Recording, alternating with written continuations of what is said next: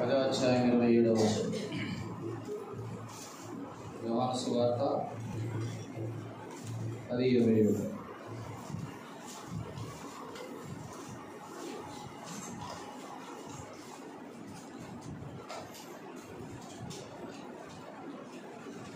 యోహాను సువార్త 10:27 మనం అందరూ కలిసి చదువుకుందాం. నా గొర్రెలు నా స్వరం వినును, నేను వాటిని ఎరుగుదును, అవి నన్ను వెంబడించు. ఒకసారి, నా గొర్రెలు నా స్వరం వినును, నేను వాటిని ఎరుగుదును, అవి నన్ను వెంబడించు. ప్రార్థన చేసుకుందాం. పరిశుద్ధమైన తండ్రి, పరిశుద్ధమైన స్తోత్రాలు, మరి ఆశీర్వదిస్తున్నాం. ఇతర శ్రేష్టమైన మాటలు బట్టి స్తోత్రాలు. ప్రభువైన యేసు క్రీస్తు శరీరం తప్ప మాట్లాడుతున్న బాగానే ఆధారం చేసుకొని ఇచ్చినటువంటి చక్కటి తలంపుల బోధన, ఆ శిలువ మాకు ఇచ్చినటువంటి అతిశయాలు, కృపాతిశయం, ప్రేమాతిశయం, అదాతిశయం, గుణాతిశయం, మహిమాతిశయం. ప్రభా, ఒకప్పుడు అనేకమైన వాటి బట్టి ప్రోత్సహించిన అనేక ప్రభుత్వం బట్టి ప్రభావ మీరు ఇచ్చినటువంటి 5 ఆశీర్వాదంతోనే వర్ణిస్తాడు.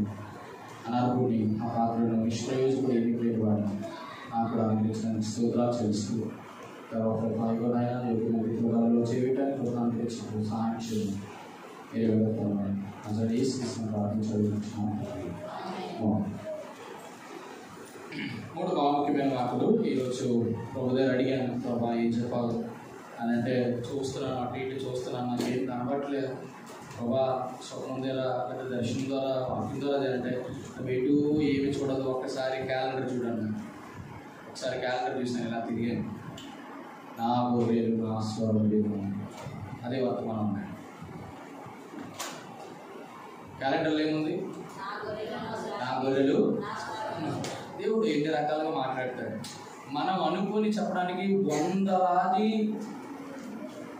ప్రసంగాలు సంఘానికి క్షమాపృతి ఉండదు. దేవుడు ఏది తలంపిస్తాడో, ఏది ప్రేరణిస్తాడో దాన్ని బట్టి మనము సంఘానికి క్షమాపృతికరమైన మాటలు ఇవ్వడం దేవుడు చెప్తాం. నా సంఘం నేను కడతాను, నేను కట్టేవాడిని. ఆ కట్టడానికి ఏ నీళ్ళు కావాలో నాకు తెలుసు.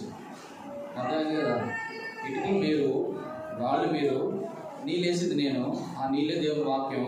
ఒకసారి ఏం కావాలో దానికి ఏంటి కావాలో అటువైపు చూడట. నా గొర్రెలు నా స్వరం వినును, అవి నన్ను వెంబడించును. మధ్యలో పాయింట్ మిస్ అయింది, మళ్ళీ బైబిల్లో చదువుకున్నాం. అప్పుడు అర్థమైంది ఏంటంటే, చూడండి అన్నమాట,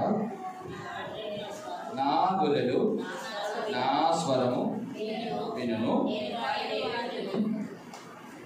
నేను వాటిని ఎరుగుదును, అది నన్ను వెంబడించును. ప్రభా, ఇందులో వర్తమానం ఏముంది బ్రదర్ అంటే, నువ్వు బాగా వచ్చింది అన్నాడు. అప్పుడు అర్థమైంది. 3 ప్రశ్నలు వచ్చాయి. మొదటిది, నేను ఆయన గొర్రెనా, నేను ఆయన ఎరిగినానా, మూడవది ఆయన వెంబడించిన. సింపుల్. చూసారా వర్తమానం ఎంత ఈజీ అయిపోయిందో? తలంపు రావడమే కష్టం. 3 విషయాలు. మొదటిది ఏంటి? మొట్టమొదటిది, నా గొర్రెలు నా స్వరం. నా గొర్రెలు అంటే అమ్మో, నేను ఆయన గొర్రెలేనా. నా అంటే ఏంటి? నా ప్రియుడు, నా ప్రాణప్రియుడు. అంతే కదా? ప్రియుడు వేరు, ప్రాణప్రియుడు, నా ప్రాణప్రియుడు. అవునా కదా? దేవుని చిత్తమైతే ఆ 3 గురించి చాలా చక్కటి మాటలు ఉన్నాయి. కొన్ని తలంపులు మనకు తెలియవు. అలాంటి అనుభవం కలిగినటువంటి సేవకుల ద్వారా నాకు నిజంగా ఆ విభజన ఫస్ట్లో నేను ఆలోచించాను. అప్పుడు నాన్నగారు అప్పుడు వాక్యం అప్పట్లో చాలా అద్భుతమైనటువంటి వర్తమానం ద్వారా అప్పుడు నేను కొన్ని విషయాలు ఆయన అలా గుర్తుండిపోయినాను. ఇక్కడ 3 పదాలు. మొదటిది, నా గొర్రెలు నా స్వరము వినును. మొదటిది, నిజంగా మనం ఆయన గొర్రెలు అయితే 3 చేస్తాం. మొదటిది ఆయన స్వరాన్ని, రెండోది ఆయన ఎరుగుతాం, 3 వచ్చింది దేవుని మహిమ ఉపయోగంగా. కానీ వచ్చింది దేవుని వాక్యం. ఇంతే సింపుల్, వెరీ ఈజీ. కానీ డైజెస్ట్ చేసుకోవడం కొంచెం కష్టం. మనకి ఏంటంటే వాక్యం పుష్కలం ఉంది, కానీ దాన్ని డైజెస్ట్ చేసుకోలేము. రైట్. ఈ పంతులు గారు ఏమో మంత్రాలు చదువుతున్నారు కంటిన్యూగా. నాయనా బ్రాహ్మణ సైలెంట్నా దేవుడు. నా గొర్రెలు, యేసుక్రీస్తు ప్రభువారి యొక్క గొర్రెలు అంటే ఎవరు? గొర్రెలు అంటే ఎవరు? ఏసు దేవుడు. 34-31. యెహెజ్కేలు గ్రంథం 34:37. యెహెజ్కేలు గ్రంథం 34:37. నా గొర్రెలను నేను మేపుచున్న గొర్రెలు ఏటమ్మా మీరు ఇప్పుడు గొర్రెలు అంటే ఎవరో మనుషులు. ఆ మాట చెప్పడం వరకు గొర్రెలు అంటే గొర్రెలు తీసుకోకండి. కాబట్టి గొర్రెలు అంటే మనుషులు, నా గొర్రెలు అంటే మనుషులు. దేవాది దేవుడికి ఎంత ఇష్టమో గొర్రెలు అంటే. ఆయనకి గొర్రెలు అంటే ఎందుకు ఎంత ఇష్టం చెప్పండి, మనకి ఎందుకు ఇష్టమో నేను చెప్తాను. గొర్రెలు ఆయనకి ఎందుకంటే ఎక్కువ ఇష్టం చెప్పండి. చూడండి, రెండు మాటలు మీకు జ్ఞాపకం చేస్తాను. యెరెమీయా గ్రంథం 50:6. యెరెమీయా గ్రంథం 50:6. చాలు. ఎందుకు ఆయనకి ఎందుకు ఇష్టం అంటే త్రావులో తగ్గిపోతాం కాబట్టి ఆయనకి ఇష్టం. త్రావులో ఉంటే అవసరం లేదు. రెండవది యెహెజ్కేలు గ్రంథం 34:12. యెహెజ్కేలు గ్రంథం 34:12. చెదిరిపోయినప్పుడు కాపులు వారిని వెతికినట్టు వెతికి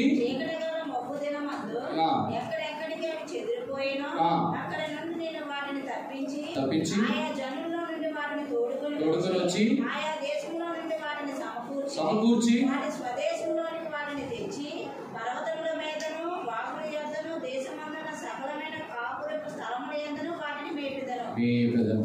ఎంత అద్భుతం చూడండి.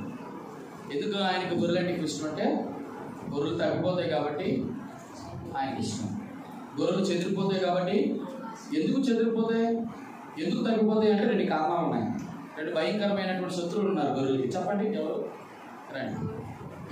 యెరెమీయా గ్రంథం 50:17. యెరెమీయా గ్రంథం 50:17. ఇశ్రాయేలు వారు చెదిరిపోయిన గొర్రెలు, సింహములు. ఎందుకు చెదిరిపోతాయి అంటే సింహాలు ఉన్నాయి, భయంకరమైన సింహాలు. రెండవది ఎందుకు? యోహాను సువార్త 10:12.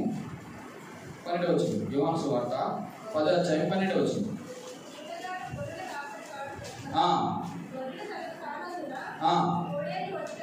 తోడేలు వచ్చుట చూచి చాలు. ఎందుకు అంటే తోడేళ్ళు ఉన్నాయి. నేను చెప్తున్న మాట అర్థమవుతున్నాయి మీకు? ఒకటే అంశం ఈరోజు ఏంటి? నా గొర్రెలు నా స్వరమైన నేను వాటిని వెరుగుతాను, అవి నన్ను వెంబడిస్తాయి. ఒకవేళ మనం గొర్రెలం అయితే ఎవరము గొర్రెలం అంటే వాక్యం చెప్తుంది మనుషులు అంటే. ఈ మనుషులు అంటే గొర్రెలు అంటే ఈ మనుషులు దేవుడికి ఎందుకు ఇష్టం అంటే మొదటిది త్రావ తప్పిపోయినటువంటి వాళ్ళు, చెదిరిపోయినటువంటి గొర్రెలు. అసలు ఎందుకు త్రావ తప్పిపోయినా ఎందుకు చెదిరిపోతున్నాయి అంటే రెండు కారణాలు. సింహాలు. చాలా ఈజీ అర్థమైంది, ఇక్కడ వరకు బాగానే ఉంది కదా, అర్థమైంది కదమ్మా అందరికీ. తోడేళ్ళు ఉన్నాయి, సింహాలు ఉన్నాయి. ఎవరో తోడేళ్ళు, ఎవరో సింహాలు. సింహాలు ఎవరంటే సాతాను, తోడేళ్ళు ఎవరంటే సాతాను యొక్క ప్రతినిధులు, వాళ్ళు తోడేళ్ళు. సింహం ఒకటే, సింగిల్, అవునా కదా? ఏ సింహం ఇది? గర్జించే సింహం. కాకపోతే ఈ సింహానికి మన ప్రభువైన యేసుక్రీస్తు సింహానికి డిఫరెన్స్ ఏంటి చెప్పండి? ఆ సింహానికి ఈ సింహానికి డిఫరెన్స్ ఏంటంటే ఈ సింహము గర్జించు సింహం, అపవాది గర్జించు సింహము ఎవరిని తినేది కాదు, మింగుతుంది అంట. అంటే దాని అర్థం ఏంటి తెలుసా? సింహం ఎప్పుడు మింగదు, దాని స్వభావానికి విరుద్ధం, అవునా కదా? ఏది మింగుతుంది? ఏది? అవును, మింగుతుందా? మిగతా మిగింది కదా. అంటే దాని అర్థం ఏంటంటే అది ఘట సర్పం. సింహం వేషం వేసుకుంటుంది కానీ లోపల స్వభావం ఏంటి? భావ స్వభావం. కానీ మన ప్రభువైన యేసుక్రీస్తు స్వభావం కదా. ఆయన యోధా గోత్రపు గర్జిస్తే ఆయన సింహం గర్జనకు భయపడని వాడు. ఆయన గర్జిస్తాడు. ఎప్పుడు గర్జిస్తాడు? టైం ఉంది. ఇప్పుడు వస్తున్నాడు, మాస్టర్ గారు వస్తారు రేపు. ఎవరు ఆయన? Leader, original leader. అక్కడికి బయలుదేరుతాడు. అక్కడి నుంచి ఎక్కడి నుంచి? పరలోకం నుంచి వచ్చి మధ్యాకాశానికి వస్తాడు. వచ్చిన తర్వాత పటాపట్లు ఆడిస్తాడు. ఎవరిని? అబద్ధ బోధకులని, అనగా ఎవరిని? మృగాల్ని. ఎవరిని? ఘట సర్పాన్ని. అది పెద్ద వర్తమానం. కాబట్టి బాగా గమనించండి, తోడేళ్ళు సింహాలు. ఇక్కడ చెప్పవలసిన ప్రాముఖ్యమైన విషయం ఏంటంటే ఇది ఉపోద్ఘాతం. ఈరోజు మనలో మనం సర్చ్ చేసుకోవాల్సిన విషయం ఏంటంటే, ఒకవేళ మనం గొర్రెలమైతే ఆ గొర్రె 3 రకాలైనటువంటి స్వభావం కలిగి ఉంటాయి. మొదటిది సింపుల్, సాఫ్ట్ అండ్ సైలెంట్. ఒక మాట, ఎవరు ఆయన గొర్రెలు అంటే సింపుల్, సాఫ్ట్, సైలెంట్. గొర్రెలు మీరు ఎప్పుడైనా చూస్తారా? వదకు తేబడిన గొర్రె ఎలా వస్తుంది? నన్నెందుకు పట్టుకున్నావు అని అంటదా? మౌనంగా ఉంటుంది, సైలెంట్. గొర్రెకి ఎప్పుడైనా ఆడంబరాలు వేయడం చూసారేంటి? ఏనా నాకు తెలిసి గొర్రెకి ఎవరు ఆడంబరాలు వేసి రోడ్డు మీద తిప్పేటువంటి నేను ఎప్పుడు చూడను. కుక్కలు చూశాను, పిల్లులు చూశాను, కానీ గొర్రెలు ఎప్పుడు అది దేని కొరకు అంటే, ఎందుకు మనకి ఇష్టం ఎంతో చెప్పాను కదా, ఎందుకు బిర్యానీ వండుకొని తినేస్తాం, అవునా కాదా? మనకి గొర్రెలు అందుకు ఇష్టం, కానీ దేవునికి ఎందుకు ఇష్టం అంటే చెదిరిపోయిన తప్పిపోయినా అని. కానీ అర్థం ఏంటంటే ప్రియమైన కదా, దేవాదేవుడు నీకు నాకు నేర్పిస్తున్న ప్రాముఖ్యమైనటువంటి తలం ఏంటంటే, నిజంగా మనం దేవుని యొక్క మనుషులకు గొర్రెలమైతే మొట్టమొదట మనకు రావాల్సినటువంటి స్వభావం ఏంటంటే, ఆయన చూసే స్వభావం. సింపుల్గా ఉన్నావా? సింపుల్ అంటే సాధువుగా ఉన్నావా? సాఫ్ట్గా ఉన్నావా? మృదువుగా ఉన్నావా? అంటే సైలెంట్గా మౌనంగా ఉన్నావా? చూడండి 3 మాటలు: సాధువు, మృదువు, మౌనంగా ఉన్నాడు. ఈ గొర్రెలు ఏవైతే గొర్రెలు, ఈ గొర్రెలు అంటే మనుషులు ఎవరైతే ఉన్నారో ఆయన గొర్రెలు అన్ని ఆయన గొర్రెలు కావసమే. అమ్మా, మనం అందరూ దేవుని మనుషులు అనుకుంటాం, మన గొర్రెలు ఎవరు ఉన్నాయి? చూడండి ఆ మాట 100వ కీర్తనలో చాలా ప్రాముఖ్యమైనటువంటి కీర్తన గ్రంథం 100వ కీర్తన. కీర్తన గ్రంథం 100వ కీర్తన 3వ వచనం: యెహోవాయే దేవుడని తెలుసుకొనుడి, ఆయన మనల్ని పుట్టించెను, మనం ఆయన వారము, మనం ఆయన ప్రజలం, ఆయన వైపు. ఇది సార్వత్రిక గొర్రెలు. దాని అర్థం ఏంటో, దేవుడు అనేటువంటి వ్యక్తి అందరినీ పుట్టించాడు మనుషులు, కాబట్టి ఆయన కాపరి. మా అర్థమవుతుందా? ఆయన కాపరి కాబట్టి మనం అందరం కూడా గొర్రెలు బట్టి మనుషులు అని చెప్తున్నాడు. ఈ గొర్రెలు వేరే గొర్రెలు ఉన్నాయి. ఇది సార్వత్రిక గొర్రెలు. సంగపు గొర్రెలు ఉన్నాయి. ఏ గొర్రెలు అవి? యోహాను సువార్త 10వ అధ్యాయం, యోహాను సువార్త 10వ అధ్యాయం 16వ వచనం. చాలు, ఈ దొడ్డవి కానీ వేరే గొర్రెలు ఉన్నాయి. ఈ గొర్రెలు ఏంటి? సార్వత్రిక గొర్రెలు. అవి సంగపు గొర్రెలు. ఇవి అమ్మ అర్థమైపోయిందా? సంగపు గొర్రెలు ఇవి. సంగపు గొర్రెలన్నీ కూడా ఆయన గొర్రెలు. గుర్తుంచుకోండి అన్నమాట. అవునా కదా? అవునా? రండి మత్తయి సువార్త 25. మత్తయి సువార్త 25. ఇది ఫైనల్ గొర్రెలు. ఇవి మత్తయి సువార్త 25 33వ వచనం, 32, 33. అప్పుడు సమస్త 31 నుంచి చదువుచేది. తన మహిమతో మనిషి కుమారుడు ఆయనతో కూడా సమస్త దూతలు వచ్చినప్పుడు ఆయన తన మహిమల సింహాసనం మీద ఆసీనుడై ఉండును. అప్పుడు సమస్త జనం ఆయన ఎదుట పోగు చేయబడదురు. గొల్లవాడు మేకల్లో నుండి గొర్రెలు వేరుపరచినట్లు ఆయన వేరుపరిచి తన కుడివైపు గొర్రెలను ఎడమవైపు మేకలను నిలబెట్టెను. అప్పుడు రాజు తన కుడివైపున ఉన్నవారిని చూచి, నా తండ్రి చేత ఆసక్తింపబడిన వల్ల రండి, లోకం పుట్టినది మొదలుకొని మీ కొరకు సిద్ధపడుతున్న రాజ్యమును సిద్ధపరచుకోండి. మొదటిది సార్వత్రిక గొర్రెలు, రెండోది సంగపు గొర్రెలు, మూడోది వెరీ గుడ్, ఎక్సలెంట్ గా మీరు పట్టుకున్నారు, సిద్ధపడే గొర్రెలు. అందరూ సంగములు ఉంటారు, కానీ ఒకే ఒక గొర్రెలు మాత్రం సిద్ధపడతాయి. దేని కొరకు? ఆయన రాకడ కొరకు. అర్థమవుతున్నాయి చెప్పిన మాట? సార్వత్రిక గొర్రెలన్నీ కూడా సంగపు గొర్రెలు కావు. సంగపు గొర్రెలు అన్నీ కూడా సిద్ధపడిన గొర్రెలు కావు. ఎక్కడ అక్కడ డివైడ్ చేస్తాడు, వేరుపాటు చేస్తాడు. అక్కడ గొర్రెలు. అప్పుడు అంటాడు, నా తండ్రి చేత ఆశీర్వదింపబడినటువంటి వారిలారా, లోకం పుట్టినది మొదలుకొని మీ కొరకు సిద్ధపరచినట్టు పరలోక రాజ్యమును మీరు స్వతంత్రించుకొని తీసుకోండి గొర్రెలారా. ఎవరు? ప్రత్యేకింపబడిన గొర్రెలు, వేరు చేయబడిన గొర్రెలు, ప్రతిష్ఠింపబడిన గొర్రెలు, పరిశుద్ధమైన గొర్రెలు. ఈ గొర్రెలు దేవాది దేవుడికి చాలా ఇష్టం. ఆ గొర్రెలే నా గొర్రెలు. ఎవరు ఈ సిద్ధపడిన గొర్రెలు అంటే, ఆ గొర్రెలు నా స్వరం పెట్టాయి, నన్ను ఎదుగుతాయి, నన్ను అనుసరిస్తాయి. అమ్మా నేను చెప్పింది అర్థమైందా? అర్థమైందమ్మా? రైట్. మొట్టమొదటిది ఇవన్నీ కూడా. మొదటిది ఏమన్నాను? సింపుల్, సాఫ్ట్, సైలెంట్, మౌనంగా ఉన్నది. రైట్. రెండోది ఏంటో తెలుసా? స్పాట్లెస్ షీప్ అంట. స్పాట్లెస్ అంటే స్పాట్ అంటే మచ్చ. స్పాట్లెస్ అంటే మడత మచ్చ, కళంకం, డాగు లేవు. అంటే ఏ గొర్రెలు చెప్పాలి? పరిశుద్ధమైన గొర్రెలు. మీకు అర్థమవుతుంది నేను చెప్పిన మాట? మొదటిది సాధువైన గొర్రెలు, రెండవది పరిశుద్ధమైన గొర్రెలు. మూడో గొర్రెలు ఎటువంటి గొర్రెలు? దానికి ఏమంటాయో తెలుసా? మీరు గమనించండి, పాత నిబంధన నుంచి క్రొత్త నిబంధన వరకు యేసుక్రీస్తు ప్రభువారు గొర్రెని ఒకే ఒక దాని కొరకు ప్రత్యేకంగా చూసేటట్టు తెలుసా? ఎందుకు వరకు చెప్పండి? దేని వరకు? లోక పాపములను మోసుకొని అంటే ఇట్ వాజ్ అ సబ్స్టిట్యూట్, అంటే సబ్మిషన్షీ అంటారు. అంటే అర్థం ఏంటంటే ఇంకొకరి కొరకు ఆ పాపం దీని మీద ఆపాదించబడి దానికి బదులుగా మరణించింది. అంటే అర్థమైందా మీకు? అంటే తను తాను సమర్పించుకునే గొర్రెలు. అర్థమైందా? మొదటిది సాధువైన గొర్రెలు, రెండవది పరిశుద్ధం అంటే దీని సాక్ష్యం కలిగిన గొర్రెలు, మూడవది సమర్పణ గొర్రెలు. అర్థమైందా మనం చెప్పిన మాట? ఈ రోజు నా గొర్రెలు అనేటువంటి ఈ కోవలకు నీకు చెందినవా లేదా? మనం పుట్టించబడిన వారం, మనం ఆ గొర్రెలము కాదు. రెండవది సంఘంలో ఉన్న గొర్రెలము, ఓకే వెరీ గుడ్, కానీ ఇక్కడి నుంచి సిద్ధపడాలి. సిద్ధపడిన గొర్రెలు ఉన్న సిద్ధపడిన గొర్రెల్లో 3 రకాలైనటువంటి లక్షణాలు కనబడాలి. మొదటిది సాధువుగా ఉండాలి, రెండవది పరిశుద్ధమైన అర్థమండి సాక్ష్యము కలిగి ఉండాలి, మూడోది ఏంటి? సమర్పణ కలిగిన గొర్రెలుగా ఉండాలి. ఈ 3 రకాలైన గొర్రెలు కాకపోతే 3 చేయలేవు. ఈ 3 రకాల లక్షలు లేకపోతే 3 చేయలేవు. స్వరము వినలేవు, ఆయన ఎరగను లేవు, ఆయన వెంబడించలేవు. ఇప్పుడు మనం ఆయన స్వరము ఎరగాలన్నా, ఆయన వెంబడించాలన్నా, క్షమించండి ఆయన స్వరము వినాలన్నా ఈ 3 రకాలైన మనలో సాధుత్వం ఏమైనా ఉందా? సాధువత్వం ఏమైనా ఉందా? సాధువత్వం అంటే ఏంటి? మృదుత్వం, మౌనం. అంటే అర్థం ఏంటి? ఎక్కడ ఈ సాధుత్వం ఎక్కడ కనబడాలి? వింటున్నాను ఈ మాటలు. సాధువత్వం అంటే ఎక్కడ కనబడాలి? మన జీవితంలో సాధువత్వం ఎక్కడ కనబడాలి చెప్పండి? సాధు అంటే ఎప్పుడు?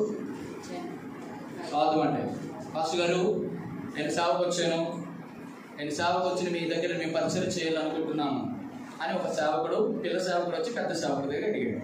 అప్పుడు ఆ సేవకుడు అన్నాడంటే, నాన్న అన్ని వదులుకున్నావా అన్నాడు.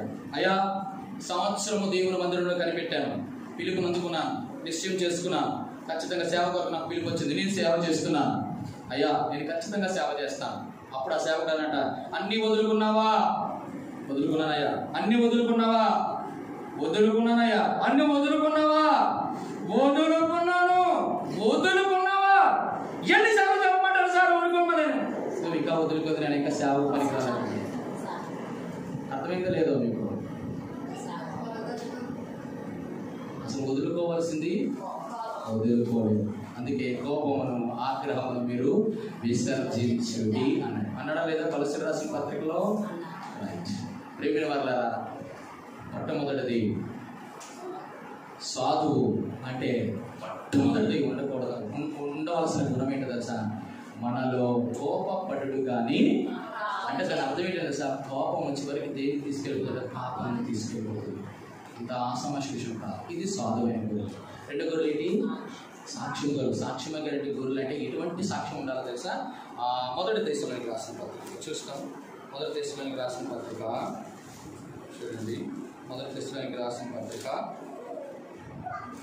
2వ దశలోనికి, క్షమించండి 2వ దశలోనికి రాసినటువంటి పత్రిక 2వది కానీ 1వ చూద్దాం. 1వ దశలో రాసిన పత్రిక 2వ అధ్యాయము 2వ అధ్యాయము 10వ వచనం. మేము విశ్వాసులమైన మీ ఎదుట ఎంత భక్తిగాను నీతిగాను ఆనందముగాను ప్రవర్తించుదేమో దానికి మీరు సాక్షులు. ఏంటట? 2 ముద్ర వేయాలి మన సాక్ష్యానికి. ఎవరు? విశ్వాసులు. 2 విశ్వాసమునకు కర్త. అర్థమైంది నేను చెప్పిన మాట? నీ భక్తిని, నీ నీతిని చెప్పాలి. నీ అనింద్యం అంటే నింద లేకుండా. 3 రకాలైన వ్యవహారాలు చెప్పండి. భక్తి ఎవరి ద్వారా ఉండాలి? దేవుని దగ్గర ఉండాలి. నీతి దేని దగ్గర ఉండాలి?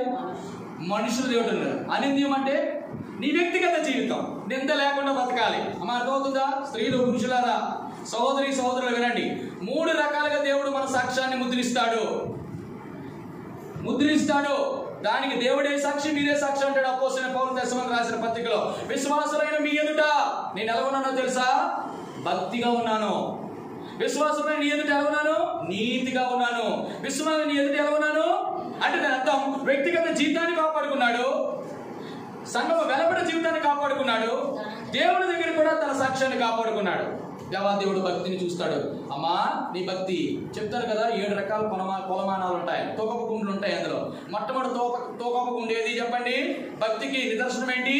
మొట్టమొదటి భక్తికి నిదర్శనం ఏంటి చెప్పండి?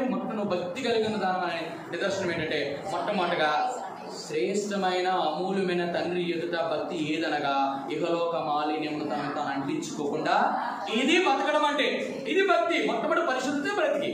భక్తిలో మొట్టమొదటిది ఇంపార్టెంట్. అందుకంటాడు యెహోవాయందు భయభక్తులు కలిగి ఉండుటే చెడుతనమును చెడుతనం అంటే హృదయంలో నుంచి వచ్చేట్టు 13 రకాల దుర్గుణాలు బయటకు వచ్చేది, అది పరిశుద్ధత.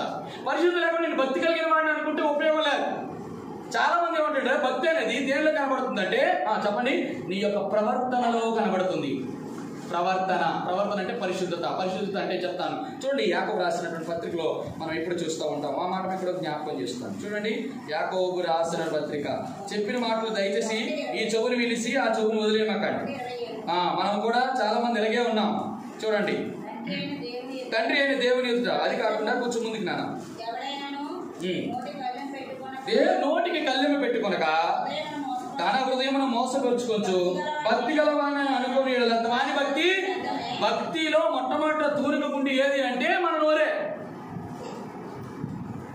చాలా మంది వ్యవహారాలు ఇదే పరిస్థితి. తమ్ముడా చెల్లి, మనం ఉద్యోగం చేస్తున్న చోట్ల చాలా మంది మనం ఎలాంటి చాలా మృదుత్వం కలిగి ఉంటాం, బాగానే ఉంది, కోపం ఉండదు. కానీ విచిత్రం ఏంటో తెలుసా, కొన్ని మాటలు మనం ఏం చేస్తామంటే ఒక్క మాట అనే ముందు 10 మాటలు మనం అనేటువంటి పరిస్థితుల్లోకి వస్తాం. దేవుడికి ఇది నచ్చదు. అరే వేసుకోమని అనుకున్నారేంటండి, ఆవిడ పాపం లేకపోతే కానీ బాబు ఆవిడ నోరు తెరిచిందంటే మన ఏమన్నాను మాస్టర్, నేను ఒక్క మాట అన్నానండి, ఎందుకమ్మా డ్యూటీకి లేటుగా వచ్చావు అని ఒక్క మాట అన్నాడు.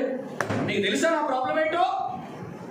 నేను ఎక్కాను, ఆ బస్సు కండక్టర్ ఎక్కడికో తీసుకెళ్ళాడు, అక్కడేమో టికెట్ చెకింగ్ అయ్యింది, లోపలంతా రషింగ్ ఉంది, ఇన్ని ప్రాబ్లమ్స్ ఉన్నాయి, మీకు తెలియదు, కానీ ఎందుకు లేటుగా వచ్చామని అడుగుతాను. ఏంటిది? 2 కనబడ్డాయి. మొదటిది పాపం ఉంది, రెండోది చెప్పండి నోటి ద్వారా. మరి వేసుకోవడం అనుకున్నా, నేనేమన్నామో ఒక సుపీరియర్గా నేను అడగాల్సింది అడిగాను, చెప్పాల్సింది అడగ. అయ్యా ఇగో వచ్చినప్పుడు బస్సు కొంచెం లేట్ అయింది, ఆయన తీసుకురావడానికి కండక్టర్ కొంచెం టికెట్స్ కొట్టడానికి బస్సు నిలిపేశాడు ఒక దగ్గర, దానివల్ల లేట్ అయిపోయాను అని చెప్పడానికి బదులుగా ఏం చెప్పింది ఇలాగా? నీకు అర్థం కాదా? చెప్తే అర్థం. ఇది భక్తిలో నీకు ప్రదర్శించే నోటికి కళ్ళెం పెట్టుకోను. నీ నోటికి కళ్ళెం పెట్టుకోకుండా ఇష్టానుసారంగా ఏది పడుతుందో మాట్లాడు. సహోదరులు చెల్లి ఏమో అన్నదమ్ములు మాట్లాడదు, అన్నమ్మ చెల్లిదని మాట్లాడు, తండ్రి ఏమో కొడుకు మాట్లాడు, కొడుకు ఏమో తండ్రి మీద మాట్లాడు, తల్లి ఏమో కూతురు మీద మాట్లాడుతుంది, కూతురు పేరు మాట్లాడు, అత్త ఏమో కోళ్ళ మీద మాట్లాడుతుంది, కోళ్ళేమో అత్త మాట్లాడు. ఎన్నేం చెప్పండి ఇలాగా? నోటికి కళ్ళెమ పెట్టకుండా తన యొక్క నోటిని కాచుకోకపోతే మొట్టమొదటి నీ భక్తి వ్యర్థం. నీ భక్తిలో మొట్టమొదటి నీకు సాక్ష్యమే లేదు.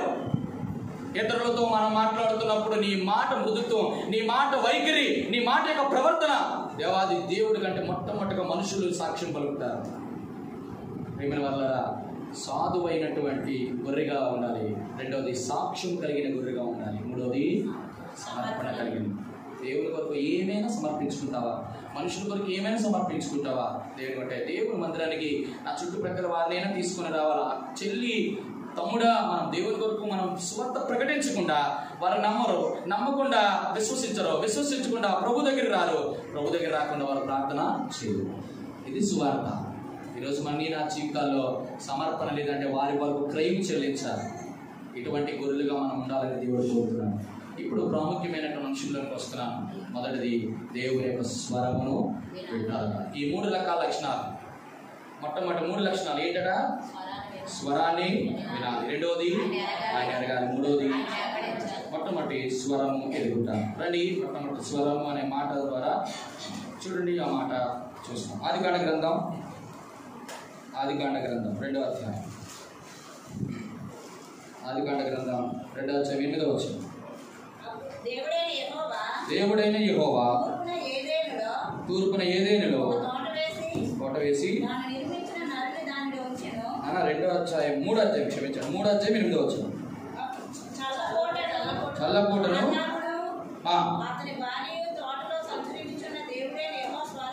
విని రాకుండా మొట్టమొదటి గొర్రెలు ఆయన స్వరాన్ని వినాలంటే ఎలా ఉండాలా? మరొకసారి చూద్దారా? నీ స్వరం వినినప్పుడు, నీ స్వరం వినినప్పుడు చదవాలి. మరి ఒకసారి చదువున్నాను.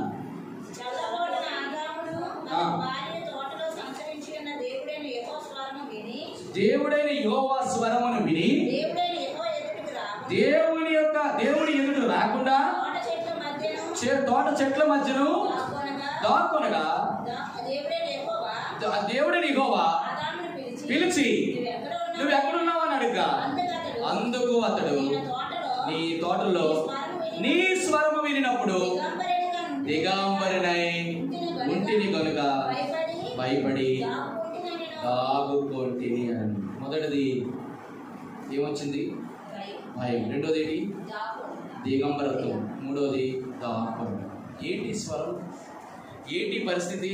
ఆదాముకి ఎందుకు ఇది దట్టస్థించింది? నా గొర్రెలు నా స్వరం వింటాయి. ఆదాము దేవుడి చేత నిర్మించబడిన మనుషుడే, గొర్రె. కానీ ఇప్పుడు ఏంటంటే దేవుని స్వరం విన్నప్పుడు ఎలాగున్నాడు? స్వరం వినడం అంటే గమనించండి, అక్కడ అంటే నేను నీ స్వరం విన్నప్పుడు నువ్వు ఎక్కడ ఉన్నావు? మన పరిస్థితి ఎలా ఉంది? యేసుక్రీస్తు ప్రభువారు ఆయన స్వరము వినడానికి ముందు మనం ఎక్కడున్నాం, ఎలా ఉన్నాం? చాలా బాగా గమనించాల్సిన విషయం. దేవాది దేవుడు ఆయన స్వరము అనగా దేవుడు వాక్యము నీకు వినపడించబడినప్పుడు నీ పరిస్థితి ఎలా ఉందని దేవుడు మాట్లాడుతున్నాడు. దేవాదేవుడు కొన్నిసార్లు ఎందుకు మాట్లాడతాడు? దేవుడు తన స్వరాన్ని ఎందుకు వినిపిస్తాడంటే 3 రకాలైన స్వరాలు. బైబిల్లో 7 రకాల స్వరాల్లో 3 చాలా ప్రాముఖ్యమైన స్వరం. మొట్టమొదటి స్వరం దేనికంటే ఇది సార్వత్రిక స్వరం అంటారు. దేని కొరకు? సార్వత్రిక స్వరం. దేని కొరకు? భూదిగంత నివాసులారా నా వైపు చూచి రక్షణ పొందింది. ఇది సార్వత్రిక స్వరం. బాగా గమనించండి. దీన్ని ఏమంటే రక్షకుని స్వరం అంట. రెండో స్వరం ఏంటో తెలుసా? చూడండి, యెషయా గ్రంథం మొదటి అధ్యాయం. యెషయా గ్రంథం మొదటి అధ్యాయం చదువుతారా? మీకు ఇప్పటికే అర్థమై ఉండాలి ఎక్కడో. యెషయా గ్రంథము మొదటి అధ్యాయము 18వ వచనం. యెహోవా ఈ మాట సెలవిచ్చి ఉన్నాడు, రండి మన వివాదము తీర్చుకుందాము. మీ పాపములు రక్తము వలె ఎర్రగా ఉన్నను, అవి హిమము వలె తెల్లగా చేస్తాను. కెంపు వలె ఎర్రగా ఉన్నను, అవి గొర్రె బొచ్చు వలె తెల్లగా ఆగును అంటున్నాడు. ఇది రెండో స్వరం. మొదటి స్వరం ఏమో రక్షించే స్వరం. రెండోది ఏమంటాం చెప్పండి? రెండోది ఏంటి? రెండో స్వరం ఏంటి? మొదటిది దేవుడు రక్షించే స్వరం, రెండోది పవిత్రపరిచే స్వరం. మీ పాపములు ఎర్రగా ఉన్నా, మీ పాపములు ఎర్రగా ఉన్నా అది గొర్రె బొచ్చు వలె హిమము వలె ఎలాగట తెల్లగా చేస్తాడట. ఈ రెండు. మూడో స్వరం ఏంటి? నా గొర్రెలు నా స్వరం వింటాయి. ఈ స్వరం కలిగిన వారు ఈ రెండింటిలో ఉంటే ఉపయోగం. మూడో స్వరానికి సిద్ధపడాలి. ఎప్పుడో తెలుసా? ఏ స్వరం? ఏ స్వరము? లాస్ట్ అండ్ ఫైనల్ రాకడ స్వరం. ఎప్పుడో ఏ స్వరం? చూడండి, ఆ మాట చూపిస్తున్నాను. దాన్ని ఏమంటారంటే పెండ్లి కుమారుని స్వరము అంటారు. ఎక్కడది? పెండ్లి కుమారుని యొక్క స్వరం. ఎక్కడ ఉంటుంది ఆ పెండ్లి కుమారుని స్వరము?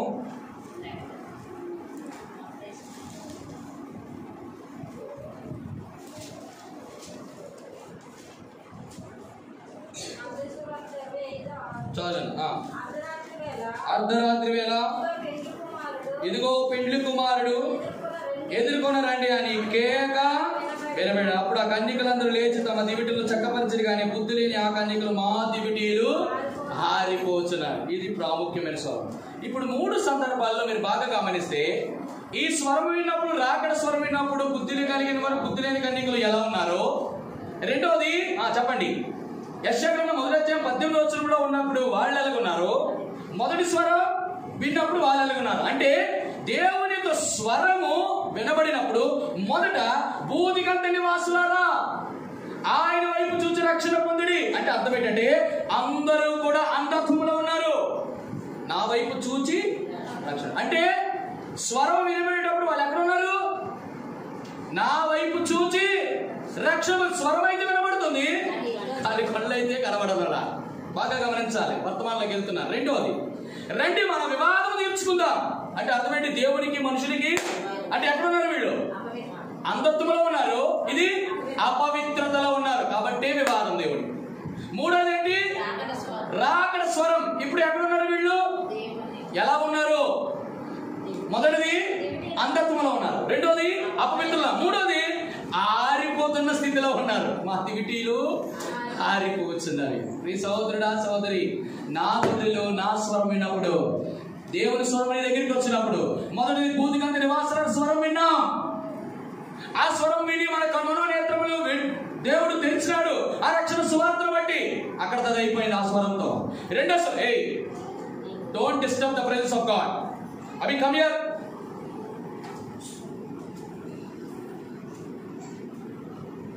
రెండోది పరిశుద్ధుని యొక్క స్వరం వినడానికి పరిశుద్ధులు ఎలా ఉన్నాయి? నా జనులు అనేక పాపములు చేసినారు, ఇప్పుడు మీ పాపములు ఎర్రగా ఉన్నాయి, మీ పాపములు కెంపు వలె ఎర్రగా ఉన్నాయి, రండి మంచు వలె తెల్లగా చేస్తాను, గొర్రె మంచు వలె చేస్తాను. ఇక్కడ దేవదేవుడు ఏం చేస్తాడు? మీ పాపములు పవిత్రుడిగా చేస్తాను అంటున్నాడు. ఇదేంటో తెలుసా? మొదటిది చెప్పండి. మొదటి స్వరం ఏంటి? మొదటి స్వరం ఏం చెప్పాను? మొదటిది. రెండో స్వరం ఏం చెప్పాను? పవిత్రపరిచే స్వరం, లేకపోతే వివాదంలో ఉన్నప్పుడు దేవుడు నిన్ను నన్ను పిలిచే స్వరం. ఇది పరిశుద్ధత కొరకైనటువంటి స్వరం. ఈ రెండింటినీ చేశాడు దేవుడు. కానీ మూడవది ఏంటో తెలుసా? చెప్పండి. అక్కడికి వెళ్ళడానికి ముందు రెండో దగ్గరికి మనం కొంచెం ఆగుదాం. ఏంటో తెలుసా? మీ పాపములు రక్తం వలె ఎర్రగా ఉన్నాయి. ఇప్పుడు దాన్ని ఎలా దేవుడు పవిత్రపరుస్తున్నాడు? మొదటిది సువార్త ద్వారా మనల్ని రక్షణ నడిపించాడు. రక్షణ నడిపించే దేవుడు మళ్ళీ ఈ రోజు వాళ్ళ దగ్గర మనం ఏం చేస్తాడంటే, నా శరీరం ఉన్న రక్తం తిని త్రాగోడే నిత్య జీవం కలిగిన వాడు. ఇప్పుడు అర్థమవుతానంటే ఇక్కడ విషయం నాకు అర్థం కాని ఏంటంటే, మొట్టమొదటి నిత్య జీవం ఏంటి? ఆరవ నిత్య జీవం భూతిగంధ నివాసులారా నా వైపు చూచి అంటే దాని అర్థం ఏంటంటే, యేసుక్రీస్తును ఆయన తండ్రి అయిన దేవుని అటువంటి కుమారుడిని ఎరుగుటి ఏ నిత్య జీవం. ఎరగడం అంటే చూసాం, ఇది మారము. రెండో నిత్య జీవానికి సూచన ఏంటి? నా యొక్క రొట్టెను, నా శరీరమును, నా రక్తమును తిని త్రాగవాడే నిత్యం. ఇది రెండవది. దేని కొరకు అంటే ఆయన పవిత్రపరుస్తాడు. మూడోది అంత్యజీవం, ఆయన మనల్ని లేపాలి, ఆయన లేపాలి. కాబట్టి రెండోది మనం పవిత్రపరచబడాలి. ఇక్కడ ఇప్పుడు దేవాది దేవుని యొక్క మందిరానికి వచ్చి ఆయన బలలో చేయడానికి ముందుగా మన పాపమును దేవుని ఎదుట మనం ఒప్పుకోవాలి. లేకపోతే ఆయన స్వరం మనం వినలేము. స్వరం ఎందుకు వినలేకపోతున్నాడు? క్షమించండి, కొన్నిసార్లు మన స్వరం మనం ఎందుకు వినలేకపోతున్నాం దేవుని దగ్గర అంటే 3 రకాలైన ప్రాబ్లమ్స్ ఉన్నాయి. మొదటిది ఏంటో తెలుసా? ఆయన స్వరానికి మనకి వినపడడానికి డిస్టెన్స్ చాలా పెరిగిపోయింది. అంటే అర్థం ఏంటంటే, పాపం బట్టి ఏమైపోయింది? డిస్టెన్స్ పడింది. కాబట్టి ఇక్కడ అర్థం ఏంటంటే, ఎప్పుడైతే మనిషి పాపం చేస్తాడో స్వరం వినపడడానికి కారణం ఏంటంటే, పాపులు దేవుని ఎదుట నిలవలేదు కాబట్టి దేవునితో సంబంధం తెగిపోతుంది. దేవునితో సంబంధం ఎప్పుడైతే తెగిపోతుందో దేవునితో సహవాసం కూడా తెగిపోతుంది. దేవునితో సహవాసం ఎప్పుడు తెగిపోతుందో దేవుని సన్నిధి కూడా మనకి దూరము. ఇంకేమి దేవుని స్వరం వినబడుతుంది? మనము దేవుని యొక్క స్వరం వినడం లేదంటే ఆయన సన్నిధిని కోల్పోయినాం, ఆయన సహవాసాన్ని కోల్పోయినాం, ఆయన సంబంధాన్ని కోల్పోయాం. ప్రియ సహోదరుడా సహోదరి, ఈ వర్తమానం వింటున్న నా జీవితంలో దేవునితో సంబంధం ఎలా ఉంది? ఈరోజు నీకు నాకు ఆయన స్వరము వినేటట్టు దగ్గరలో ఉన్నామా, దూరంగా ఉన్నామా? రెండోది, ఆయన సహవాసం కలిగి ఉన్నామా, వేరొక సహవాసం కలిగి ఉన్నామా? ఆయన సన్నిధిని అనుభవిస్తున్నామా, ఆయన సన్నిధికి దూరం అయిపోయాము. సన్నిధిలో నుంచి ఆదాము గెట్ అవుట్ గెట్ లాస్ట్ అన్నాడు ఆదామని. కయ్యను అంటాడు, నీ సన్నిధి నుంచి నన్ను, అందుకంటాడు దావీదు, దేవా నీ సన్నిధి నుండి నన్ను త్రోసివేయొద్దు. ఎంత అద్భుతం! బాగా భక్తులకు తెలిసింది, దేవుని యొక్క సన్నిధి లేకపోతే, దేవునితో సహవాసం లేకపోతే, దేవునితో సంబంధం లేకపోతే, ఈరోజు దేవుని యొక్క స్వరం వినబడకపోవడానికి కారణం ఇదే. మొదటిది సార్వత్రిక స్వరం విన్నా, రెండోది అంటే చెప్పండి పవిత్రత కొరకు స్వరం విన్నా, మూడోది ఏంటో తెలుసా? ఈ సహోదరుడా, మనమందరం కూడా ఆయన రాకడ స్వరం వినడానికి ముందుగా ఈ గొర్రెలు మన దివిటీలు ఆరిపోకూడదు. ఇక్కడ దివిటీలు ఆరిపోకూడదు అంటే అర్థం ఏంటి? చాలినంత నూనె ఆ దివిటీలో లేదు. ఈ నూనె ఏంటి? ఏం జ్ఞాపకం చేస్తుంది? 3 విషయాలు నేను ఎప్పుడు సరే చెప్తాను. మొదటిది దివిటీలో ఉన్న నూనె. చెప్పండి, మొదటి దివిటీలో ఉన్న నూనె ఏం జ్ఞాపకం చేస్తుంది? దివిటీలో నూనె లేకపోవడం వల్లే కదా దీపము ఆరిపోయింది. అంటే దీపం ఆరిపోకుండా ఉండడానికి దివిటీలో మనం ఏం చేసుకోవాలంటే మొదటి సిద్ధపరచుకోవాలి. అందుకే వీళ్ళు సిద్ధపరచబడిన వారే రేపు ఆయన స్వరం వినగలుగుతారు. చాలా ఈజీగా ఉంటుంది. రేపు ఆయన స్వరం వినకపోతే దేవుని నీకు వచ్చే పెద్ద ప్రమాదం ఏంటంటే నువ్వు నేను విడవబడతాం. జ్ఞాపకం చేసుకుందాం. కాబట్టి ప్రేమైన వాళ్ళరా, ఆ విడవబడకుండా ఉండడానికి ముందుగా రండి మన వివాదం తీసుకుందాం. మీ పాపం ఉన్నాయా రండి ఒప్పుకోండి ప్రభు దగ్గర. గత ఆదివారం నుంచి ఈ ఆదివారం వరకు నేను ప్రతిసారి మాట చెప్తూనే ఉంటాను, మనము పాపము లేని వారమని చెప్పుకోకూడదు.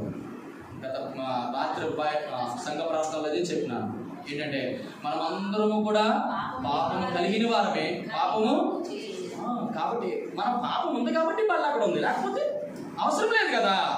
మనమందరం కూడా పాపం లేదని చెప్పుకోవద్దు, పాపం చేయలేదని చెప్పుకోవద్దు. ఏ పాపమైనా అది కంటి చూపు ద్వారా మాట ద్వారా ఏ పాపమైనా ప్రభు దగ్గర వెరీ సింపుల్ మాటలండి. మనము సాధువైనట్టుగా ఉన్నాం చెప్పండి, రెండోది సాక్ష్యం కలిగినట్టుగా ఉన్నాం, మూడోది సమర్పణ కలిగినట్టుగా ఉంటే ఆయన స్వరం వినడానికి నా పరిస్థితి ఎలా ఉండాలంటే మనం సార్వత్రిక పిలుపునిచ్చి లేకపోతే సార్వత్రిక స్వరం నుంచి, రెండోది పరిశుద్ధ కొరకైన పిలుపునిచ్చి మనము చెప్పండి, మూడోది రాకడ పిలుపు వరకు మనం సిద్ధపడాలని దేవుని యొక్క అభిష్టం. కాబట్టి మనం రాకడ వరకు మనం సిద్ధపడాలని, ఆయన స్వరం వినాలని దేవుని యొక్క ఇష్టం. రెండవ మాట చూస్తాం చూడండి, ఆయన గొర్రెలు ఆయన ఎరుగుతాయట. చూడండి, ఆయన స్వరం ఎరుగుతాయి. రెండోది చెప్పండి, దేవుడు మనల్ని ఎరిగినాడు, మనం ఆయన ఎరిగినామా లేదా. చూడండి, ఆ మాట కూడా మీకు చూపిస్తాను, చక్కటి మాట.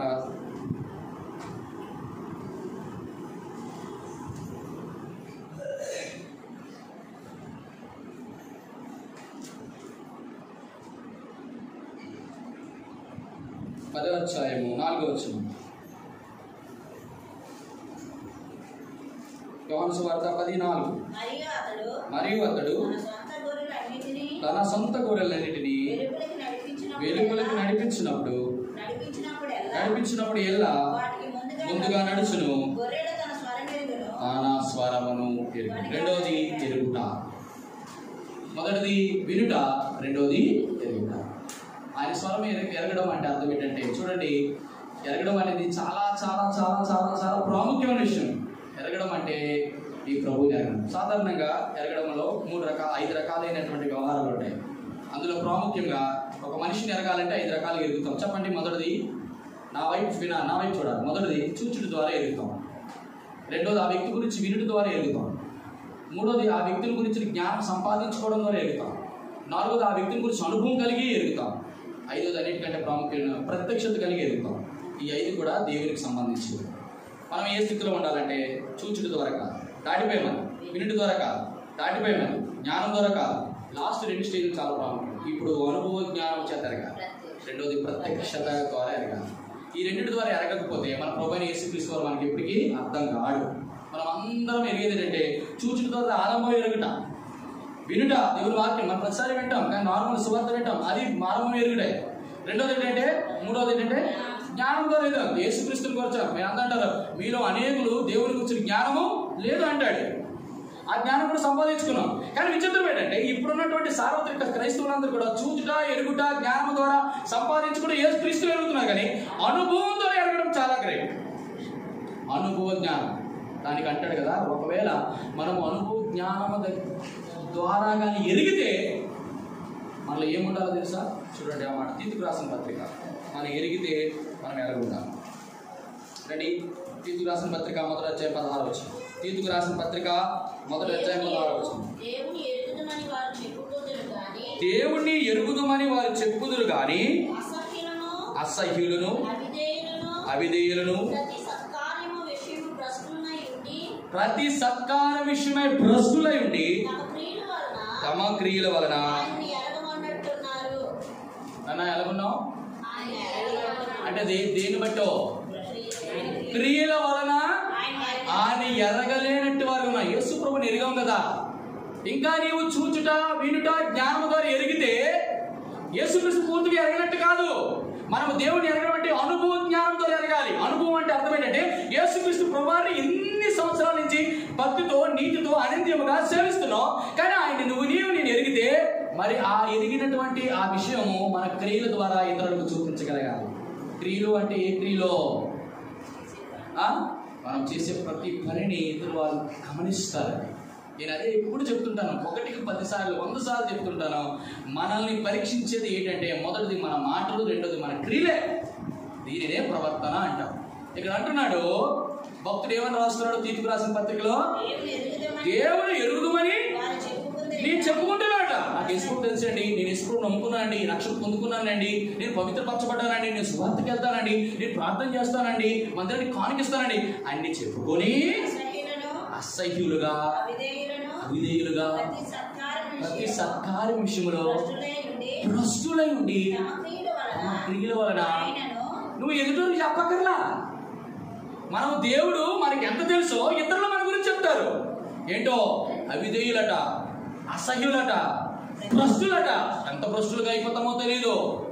మన జీవితంలో అంతా కూడా ఏమైనా బ్రదర్ మీరు ప్రభుని నమ్ముకున్నారంటే మా మదర్ నమ్ముకున్నారు, మా ఫాదర్ నమ్ముకున్నారు, మా బంధువులందరూ నమ్ముకున్నారు, మేము కూడా నమ్ముకున్నాం, సరిపోతుంది. యేసుప్రభు నమ్మడం అంటే అది కాదు. చూచుట ఎరుట జ్ఞానం పొందడం కాదు.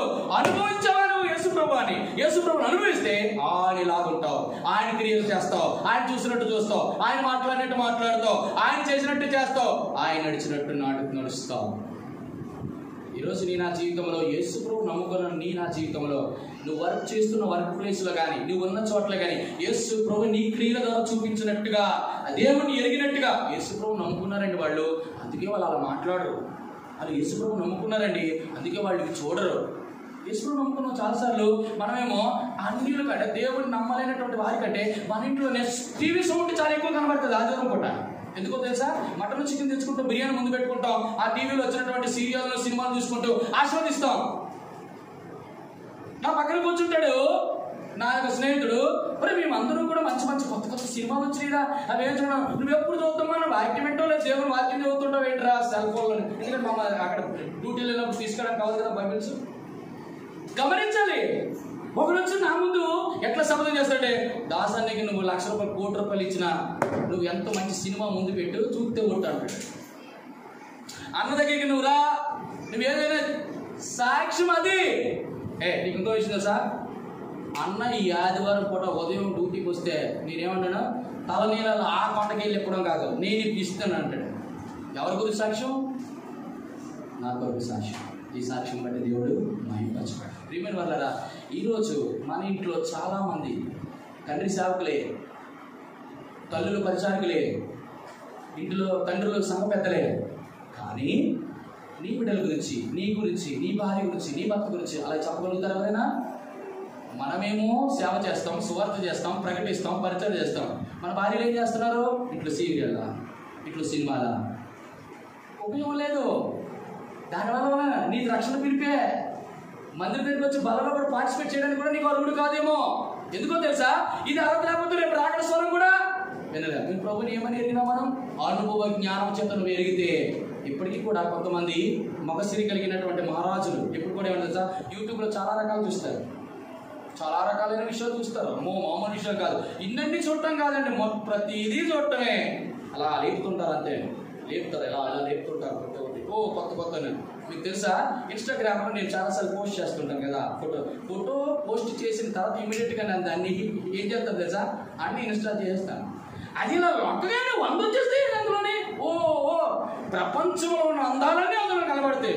నేను ఒక్కటి అనిపించింది, ఏదో ఒకసారి చూద్దామని స్టార్టింగ్లో నేను ఆ యొక్క యాప్ ఇన్స్టాల్ చేసినప్పుడు ఇలా నొక్కి చూడగానే పాప ఏటమ్మా 1 కాదు 2 కాదు ఎన్ని ఉన్నాయో తెలీదు. ప్రభువా ఈ ఒక్కటి చాలు ప్రభు, నేను అపవిత్రం అయిపోవడానికి. ఫోటో అన్ఇన్స్టాల్ పోయింది. ఏదైనా ఇమ్మీడియట్గా ఏదైనా పోస్ట్ పెట్టాలంటే దాన్ని మళ్ళీ ఇన్స్టాల్ చేసుకుంటాను, మందులో పోస్ట్ చేస్తాను, మళ్ళీ మానేస్తాను. కళ్ళు నీ అట్రాక్ట్ చేసే, నీ ఏదైతే చెప్పండి క్రియల ద్వారా ఎరిగినట్టుగా మనం ఎదురు సాక్ష్యం ఇవ్వాలి దేవుని కొరకు. రెండోది ఇంకో అద్భుతమైనటువంటి ఎరిగినట్టు చూపిస్తాను. 7 రకాలుగా దేవుని ఎరిగినట్టు మనం చూపించాలి. మొదటిది క్రియలు, రెండో తిమోతి రాసిన పత్రిక 2:19. 2 తిమోతి 2:19.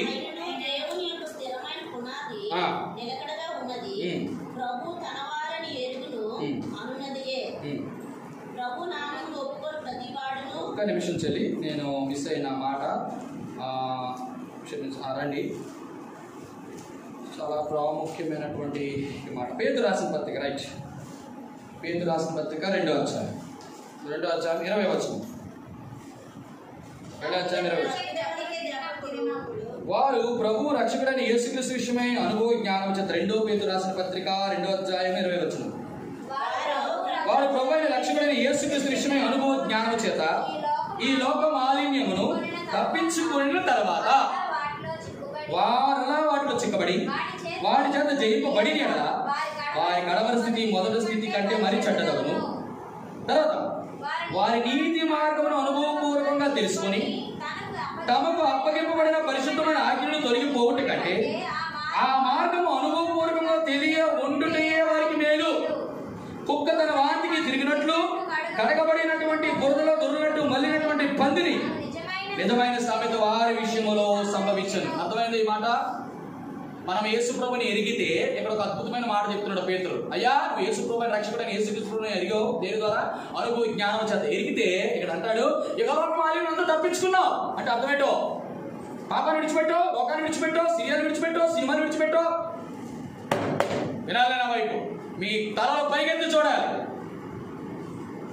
గుమ్మములారా మీ తలలు, గుమ్మాలు ఉన్నాయి ఇక్కడ కానీ తలలు పైకెత్తట్లా. కారణం ఏంటో? తల ఎందుకు 7 రకాలుగా తల దించుకుంటారు. మొదటి తల ఎందుకు దించుకుంటారు తెలుసా? అవమానం కాదు, మొదటిది తప్పు చేస్తే. మొదటిది. రెండోది నేను చెప్తా అన్నాను. రెండోది ఏంటో తెలుసా? ఎవరైనా నిద్రపోయారు అనుకో, చూడక్కర్లేదు మనం, ఇది భౌతికంగా లేదు. కాబట్టి ఇలాంటి ప్రియమైన వాళ్ళ దేవుని మందిరంలో నిద్రపోవడానికి ఛాన్స్ లేదు. నైట్ డ్యూటీ చేసుకుని వచ్చి దేవుని వాక్యాన్ని బలంగా ప్రకటిస్తున్నటువంటి సేవకుని చూడండి. ఎట్టి పరిస్థితుల్లో దేవుని మందిరంలోనే పడుకోవడానికి లేదు. పడుకున్నా సాతాన్ని మీద వాలిందని అర్థం. అమ్మా నువ్వు పడుకుంటూ బయటికి వెళ్ళిపో, కోపం పడుకొని మళ్ళీ మందిరంలోకి రా. అంతేగాని నీ నిద్ర దేవతను మాత్రం అంటించక తల్లి.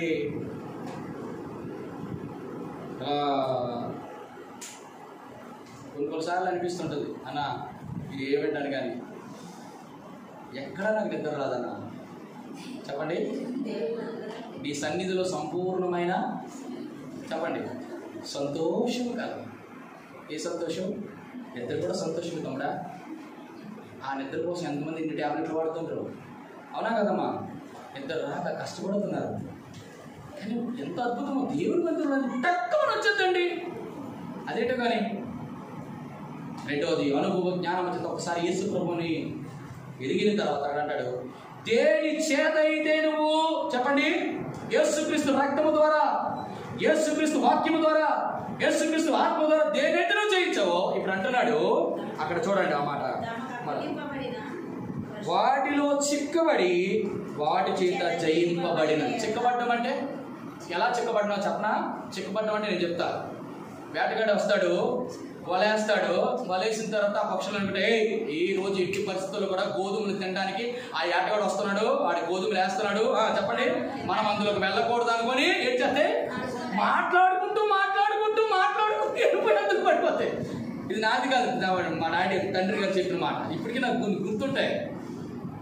ఈ చిలకల్లో ఎంత బాగా మాట్లాడుకుంటే ఎట్టి పరిస్థితుల్లో మనం పాపం సినిమాలు చూడకూడదు, సీరియల్ కలపకూడదు, ఎట్టి పరిస్థితులు ఒక మాట కూడా మనం మాట్లాడదు. ఎంత ధైర్యంగా చెప్తారు, టపాక్ మరి పడిపోతాయి. మరి అదేంటో తెలియదు, మాట్లాడుకుంటూ పడిపోతాయి. నీ బలము మీద, నీ సామర్థ్యం మీద, నీ శక్తి మీద ఎప్పుడు ఆధారపడకూడదని ఇక్కడ నేర్పించబడుతున్నాను. ప్రభా నేను చేయించలేను, ప్రభా ఏంటా నేను చేయించలేనయ్యా, నీ కృప మీద ఆధారపడుతున్నాను. ప్రభా నాకు చేయశాలిగా నన్ను ఉంచు ప్రభా అని ప్రభుని అడిగితే దేవుడికి సాయం చేస్తాడండి. నేను చాలాసార్లు చెప్తాను, కొన్నిసార్లు ఎంత శోధన అంటే ఏదైతే చూడకూడదో నా కళ్ళ ముందుకు సాధారణ అదే తీసుకొస్తాడు. నా కళ్ళ ముందుకు అదే తీసుకొస్తాడు. నీ జీవితం, నా జీవితం అదే కళ్ళ ముందు తీసుకొస్తాడు. ఎవరితో ప్రభా నేను మాట్లాడకూడదు, ప్రభా ఇటువంటి వ్యక్తితో మాట్లాడకూడదు, ఆ వ్యక్తి ముందు తీసుకొస్తాడు. ప్రభా ఆ మాటలు నేను వినకూడదు ప్రభా, మరి ఆ మాటలే నీకు వినిపిస్తాడు. ఎవరో సాతానుడు. ఒకవైపు సాతాను శోధిస్తే, ఒకవైపు ప్రభు యేసుక్రీస్తు నేను పరిశోధిస్తాడు. శోధించడానికి పరిశోధించడానికి చాలా డిఫరెన్స్ ఉంది కదా. ప్రియమైన వాళ్ళరా అంటాడు, ఒకవేళ నేను అందులో చిక్కబడి జయించబడి అంటాడు, నా మొదటి స్థితి కంటే నా సరపడి స్థితి ఘోరం అంట. ఎంత ఘోరం అంటే నేను ఒక విషయం చెప్తాను. ఇద్దరికి చక్కగా పెళ్ళయింది, ఇద్దరు భార్య భర్తలే, యేసు ప్రభు నమ్ముకుంది, చక్కటి ఆరాధన, చక్కటి సమయానికి వచ్చే చక్కటైనటువంటి వాక్చాతుర్యం, చక్కటైనటువంటి అన్ని రకాలైనటువంటి గుణాలు ఉన్నాయి. భర్తను కూడా విడిచిపెట్టి వెళ్ళిపోయినటువంటి స్థితి కలిగినటువంటి ఆమె జీవితంలో, నాకు ఒత్తనుకొని వెళ్ళిపోయినటువంటి ఆమె జీవితంలో, అమ్మా నువ్వు యేసు ప్రభు నమ్ముకున్నావు కదా, ఆయన అంటే ఎలా ఉన్నాడో తన పక్కన పెట్టండి. అమ్మా ఆయన త్రాగిపోతే, తిరిగిపోతే, సోమరిపోతే, ఆయన రకాలన్నీ పరిస్థితులు ఉన్నాయి. కానీ నువ్వు దేవుడు నమ్ముకున్నావు కదా, దేవుని వాక్యం నీకు ఏం చెప్తావు తెలుసా అని అంటే, మీకు తెలియదన్నా, ఆయన ఎటువంటి వాడు నీకు తెలియదన్నా. నీకంటే శ్రమలు అనుభవించినటువంటి స్త్రీలు ఎంతో మంది సాధువుగా సాక్ష్యం కలిగిన వారుగా దేవుని కొరకు సమర్పణ కలిగిన వారు స్త్రీలు లేరా? ఆ చోటంట వెళ్ళిపోతే అప్పుడు అనిపిస్తుంది నువ్వు ఏ మార్గం ఎరిగావు? నీతి మార్గం అనుభవపూర్వకం కలిగావు, జీవ మార్గాన్ని అనుభవపూర్వకం కలిగావు. యేసుక్రీస్తు ప్రభువు శిలువ కంటే ప్రమాదకరమైనటువంటి స్థితి ఎవరికైనా ఉందా? లేదు. కొరలతో కొట్టబడ్డాడు, ఉమ్మేశాడు, అవమానించాడు. నువ్వు దెయ్యాలు పట్టినవాడు అన్నాడు. చెప్పండి, ఇంకా నువ్వు బేల్జెబూల్ అన్నాడు, ఇంకేమన్నా నువ్వు తిండిపోతు అన్నావు, నువ్వు పాపులతో స్నేహం చేస్తా ఉన్నావు, నువ్వు పాపులతో సొంకరులతో కలిసి సవాసం చేస్తావు.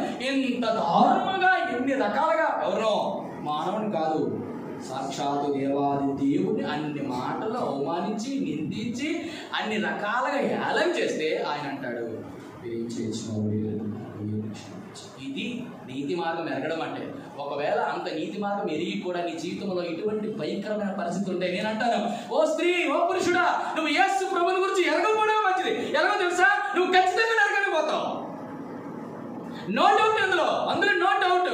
నీ వలన నీతి మార్గం పెరిగింది. నువ్వు వేసుకుని అనుకున్నావు, అక్కడ అమెరికాలో ఎన్ని సంవత్సరాల నుంచి ఎంత గొప్ప భక్తి పర్రాలనుకున్నావు, ఈ రోజు పరిస్థితి చూస్తే నువ్వు విడిచిపెట్టి గూడి విడిచి తిరిగినది ఏంటట, విచ్చల విడికి తిరిగి, దానికి మరణము అప్పుడు హఠాత్తుగా ఎలా వస్తుందో కూడా తెలియదట.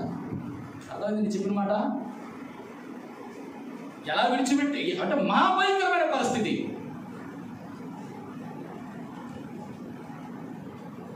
నేను నా జీవితంలో ప్రభు కొరకు దేవుని చిత్తం ఎరిగిన తర్వాత కూడా ఆయన మార్గాన్ని ఎరగకపోతే తన వాంతి కష్టపడినట్టు ఇది అలా ఆ యొక్క పొడవులో దొరికినట్టు అని సామెత మన జీవితంలో సంభవిస్తుంది. ఇది దేవుని అనుభవం ఎరిగినా కూడా జీవితంలో సరైన ప్రవర్తన క్రియలు లేకపోతే దేవుడు బాధపడతాడు. ఈ గొర్రెలు నా గొర్రెలు కావు, ఈ గొర్రెలు నా స్వరాన్ని వినవు, ఈ గొర్రెలు నన్ను ఎరగవు. మూడోది ఏంటో తెలుసా? లాస్ట్ ఫైనల్గా చెప్పి నేను ముగిస్తాను. అవి నన్ను వెంబడిస్తాయి. వెంబడించే వారికి 7 రకాలైన గుణాల్లో 3 గుణాలను చెప్తాను. మొదటిది ఏంటో తెలుసా? వెంబడించేవారు తమను తాము వ్యయపరుచుకుంటారు. ఏం చేసుకుంటారు? వ్యయపరుచుకోవడం అంటే అర్థం ఏంటి? తమకు తాముగా వ్యయపరుచుకుంటారు. వ్యయపరుచుకోవడం అంటే ఏంటండి? నా దేహ సంబంధులైన నా ప్రజల నిమిత్తము నన్ను నేను వ్యయపరుచుకుని అన్నాడు. ఎవడో అపోస్తలుడైన ఇది వ్యయపరుచుకోవడం. రెండోది ఏంటో తెలుసా?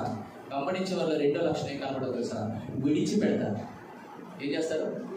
సమస్తమును ప్రభువా మేము విడిచిపెట్టి నిన్ను వెంబడిస్తున్నాం, మాకు ఏమి కలుగును అని పేతురు అడిగితే దేవాదేవుడు ఏం చెప్పాడు? యేసు వారు 12 గోత్రాలు మీరు తీర్పు తీర్చే మహిమగల సింహాసనం మీద కూర్చుంటారు. అంటే ఇంకేడు కావాలి నీకు? మూడోది ఏంటి? వెంబడించేవారు వ్యయపరుచుకుంటారు, విడిచిపెడతారు. మూడోది ఏంటో తెలుసా? చెప్పండి. విడిచిపెడతారు, వ్యయపరుచుకుంటారు. చెప్పండి మూడోది ఏంటి? నిన్న రాత్రి చెప్పినట్టు నాకు గుర్తు ఏమా? వ్యయపరుచుకొని విడిచిపెట్టి అన్నిటికంటే ప్రాముఖ్యంగా వేరుపాటు కలిగి జీవిస్తారు. ఏంటట వేరుపాటు అంటే? కలిసిపోరు అందరితో. ఎవరు కలిసిపోరు తెలుసా?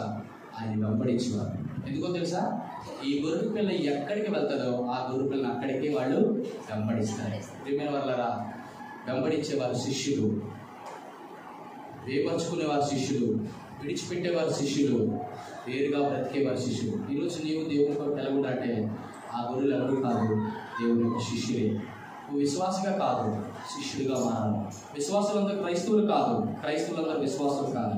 కానీ శిష్యుడైన వాడే క్రైస్తవుడు, విశ్వాసి, పరిశుద్ధుడు, ప్రియుడు. 3 విషయాలు. నా గొర్రెలు నా స్వరం వింటాయి, నన్ను ఎరుగుతాయి, నన్ను వెంబడిస్తాయి. మనం వెంబడించాలంటే 3 ఉండాలి. మనం వ్యయపరుచుకోవాలి దేవుని కొరకు. రెండోది ఏ విడిచిపెట్టాలా? వెనుక వాటన్నిటినీ విడిచిపెట్టాలి. వెనక ఏమున్నాయి? వెనుక అన్నీ ఉన్నాయి. ఏంటున్నాయి? మన పాపం, శాపం, రోగం, బాధ, ఇరుకులు, ఇబ్బందులు, మనం చేసిన ప్రతిదీ విడిచిపెట్టి పక్కన ఇప్పుడు ఏం చేయాలా? ముందుకు కొనసాగాలి. రెండోది ఏంటి? మూడోది ఏంటి? ఎప్పుడు వేరుగా జీవించాలి, పరిశుద్ధుడిగా జీవించాలి. దేవుని కొరకు గొర్రెలు అలాగ ఉంటాయి. ఎందుకు వేరుపాటు? ఎందుకో చెప్పాను. 25:25 ఆయన గొర్రె బలివాడు, గొర్రెలను మేకలను వేరుపరచినట్టు. ఇది ఓకేనా? రెండోది ఏంటి? ఆయన ఎరుగుతారట. ఎలాగెరగాలి? దేని బట్టి ఎరిగినట్టు కనబడతాం? మన క్రియల ద్వారా. రెండవది మన అనుభవ జ్ఞానం గురువు. ఇది ఒకవేళ అది ఉంటే మన క్రియలు కనపరుస్తాం. ఒకవేళ మన అనుభవ జ్ఞానం తెలుసుకున్న తర్వాత మనం ఏమి చేయించకపోతే ప్రభు దగ్గర పాదంగా అడుగుదాం ప్రభు. అంతేగాని నీతి మార్గం ఎరిగి కూడా ఒకవేళ చేయించబడకుండా మరలా అదే పాపంలో చిక్కబడితే మునుపటి ప్రవర్తన కంటే వెనుకటి సత్ప్రవర్తన మరి చెడ్డదైపోతుందట. కాబట్టి తన వాంతి కాశపడినట్లు విడిచిపెట్టిన దానికి మళ్ళీ వెళ్ళకూడదు. మనం వెళితే మళ్ళీ మనకంటే ప్రస్తుతి కోరడు. అరే యేసును నమ్ముకున్నాం, మా జీవన ప్రాంతాలు మంచి వాక్యం ద్వారా హెచ్చరికలు పొందుకొని క్షమాపృతి ఆదరణ కలిగి పెట్టేటువంటి మాటలు మీకు చెప్తున్నారు కదా.